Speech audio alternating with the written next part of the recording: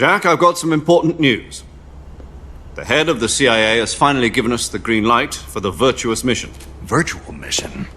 No, the Virtuous mission. The future of our Fox unit depends on it. If it succeeds, we'll be officially organized into a unit. Virtuous mission? Sounds like some kind of initiation ritual. Don't get cocky. This isn't a training op. Right. So what exactly is this wonderful mission? Well, about 2 years ago, a certain Soviet scientist requested asylum in the West through one of our moles.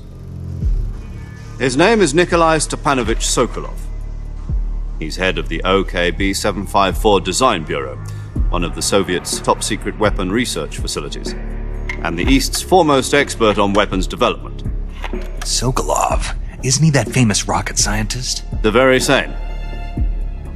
On April the 12th, 1961, the Soviets achieved the first manned spaceflight in history. The Earth was blue, but there was no God. Well spoken. The rocket that carried Yuri Gagarin into orbit was the A-1, known as the Vostok rocket. Sokolov is said to be the man most responsible for the multi-engine cluster used in that rocket.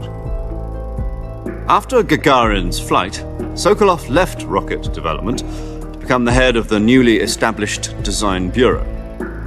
From a lowly technician to head of a design bureau, that's quite a success story, so why do you want to defect? It seems he'd become afraid of his own creations. Afraid? Call it a crisis of conscience. And for that, he left his country and his family behind and went over the fence? Not exactly.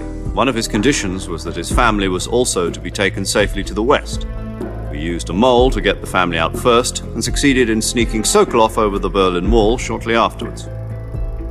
I was the one who conducted the operation. The security on the eastern side was still full of holes back then. Then what? We got Sokolov over in one piece, but the whole ordeal had left him exhausted, and we checked him into a hospital in West Berlin.